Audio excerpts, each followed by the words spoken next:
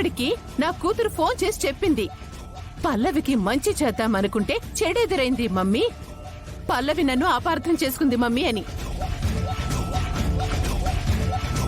ఇప్పుడు నువ్వు కూడా అదే మాట మాట్లాడుతున్నావు. ఏంటమ్మా మంచి, గుండమ్మ చెప్పినట్టు ఇంటికి వచ్చినప్పుడు చెప్తే సరిపోయేది కదా.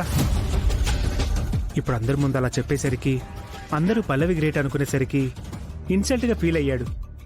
ఇప్పుడు పల్లవి మీద కోపంగా ఉన్నాడు. అన్ని తెలివితేటలు నా కూతురుకుంటే ఎందుకు కల్పించుకుంటుందంట? ఎవరు రాస్తే ఏంటి, ఎవరు పోతే ఏంటి అని ఊరుకునేది. కాని పాపం పిచ్చిది. పల్లవి ఎలా చూసినా ఇంటి పెద్ద కోడలు కాబట్టి నా కూతురు మాత్రం పల్లవిని అక్కలాగే చూస్తుంది. అంటే కష్టం తనది కాబట్టి తన విలువ తెలియాలని తాపత్రయంతో ఆ పని చేసిందంట. ఇప్పుడేమో అందరితోనూ మాటలు పడుతుంది. వైష్ణవి, నాకేమి అక్షితని తప్పు పట్టాలి అన్న ఉద్దేశం లేదు. చాలమ్మా, నువ్వన్న మాటలు చాలు. ఎవరో దారిని పోయేదాని మీదున్న ప్రేమ ఇంట్లో పుట్టిన నా కూతురు మీద లేకుండా పోయింది. అయినా మీరు మొదటి నుంచి అంతే కదా. అమ్మా వైష్ణవి, పల్లవిని ఎలా చూసిందో అక్షితని కూడా అలాగే చూసింది కదా మా గుండమ్మ అని మీకు చెప్తుంది.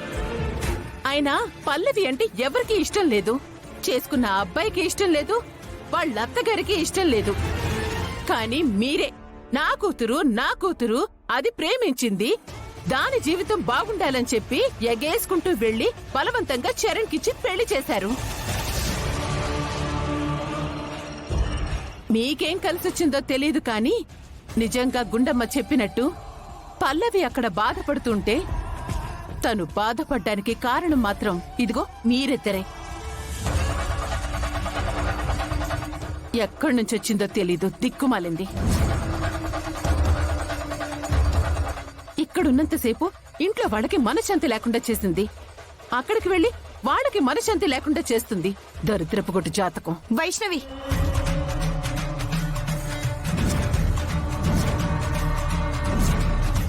ఇంకొక్కసారి పల్లవి గురించి తప్పుగా మాట్లాడితే మర్యాద దక్కదు. అది ఎక్కడి నుంచొచ్చినా ఎవరి కూతురైనా నా బిడ్డే, నా కూతురే.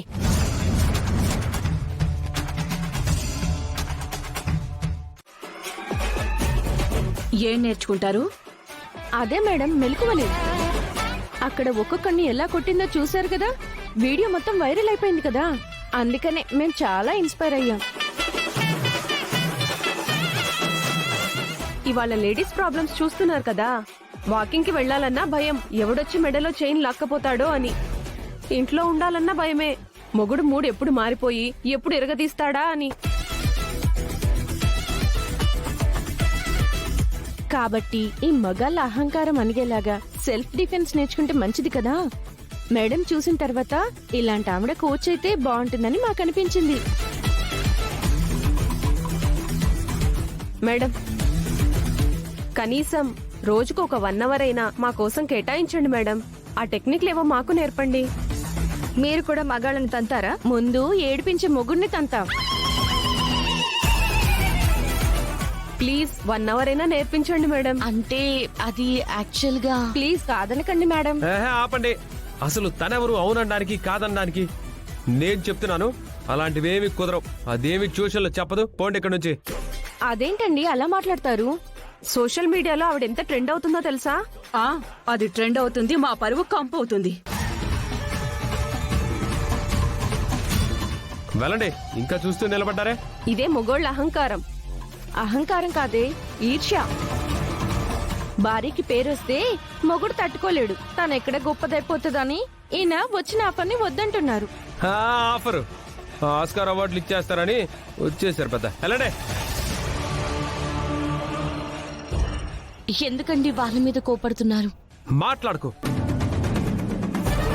ఎందుకు కోపడతారంటే? అంటే ట్యూషన్లు పెడతావా నువ్వు? పెడితే తప్పేంట్రా? అసలు ఆడవాళ్ళకి బయట రక్షణ లేకుండా పోయింది.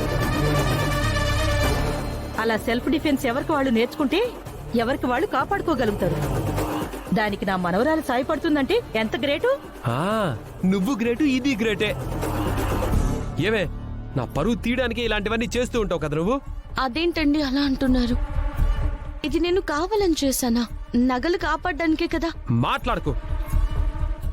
నిన్ను ఛ!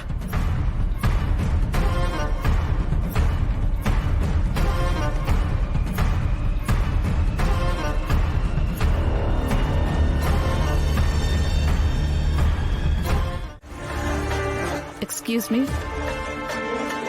ఎవరు కావాలమ్మా? పల్లవిని కలవాలండి. అవునా, కూర్చోమ్మా. అమ్మా పల్లవి, నిన్ను కలవడానికి ఎవరో వచ్చారమ్మా. కాఫీ టీ ఏమైనా? పర్లేదమ్మా. మేడం, మీరు గుర్తుపెట్టావమ్మా? ఏంటండి మీరింటికి వచ్చారు? కాంపిటీస్ మీరు కూడా వీడియో చూసారా ఏంటి? వీడియో చూడక్కర్లేదు చరణ్, జిమ్ లో చూశాను కదా తన కెపాసిటీ ఏంటో. ఆల్రెడీ నిన్ను జిమ్ లో అడిగాను కదా, ఇంకోసారి నీ నిర్ణయం ఏంటో కనుక్కుందామని వచ్చాను. ఏంటండి మా కోడల్ని దేని గురించి అడిగారు? నేను వెయిట్ లిఫ్టింగ్ కోచ్ని సార్. చాలా బ్యాచ్లు తయారు చేశాను. నా స్టూడెంట్స్ అందరూ మంచి పొజిషన్లో ఉన్నారు. ఈ అమ్మాయిలో మంచి టాలెంట్ ఉంది. తను ట్రై చేస్తే ఖచ్చితంగా మంచి వెయిట్ లిఫ్టర్ అవుతుంది. మన ఇండియాకే ప్రైజ్ తీసుకొచ్చే స్థాయిలో నిలబడుతుంది. అలాంటి స్థాయిలో ఉంటే నాకు గర్వంగా ఉంటుంది. ఇలాంటి స్టూడెంట్ని తయారు చేస్తే నాకు కూడా మంచి పేరు వస్తుంది.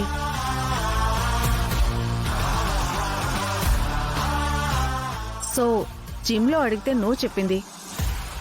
అందుకే మళ్ళీ ఒకసారి అడుగుదామని వచ్చాను. నా వంక చూస్తున్నావేంటే? నా వంక చూస్తున్నావేంటి? చూడండి మేడం, సంసారం చేసుకునే వాళ్ళని ఇలా వీధుల్లోకి లాగాలని, స్టేజీల మీద ఎక్కించాలని చూడొద్దు. అది కాదు చరణ్, మీరు ఎందుకు ఆబ్జెక్ట్ చేస్తున్నారో నాకు అర్థం కావడం లేదు. ఎందుకంటే నేను దాని మొగుణ్ణి కాబట్టి.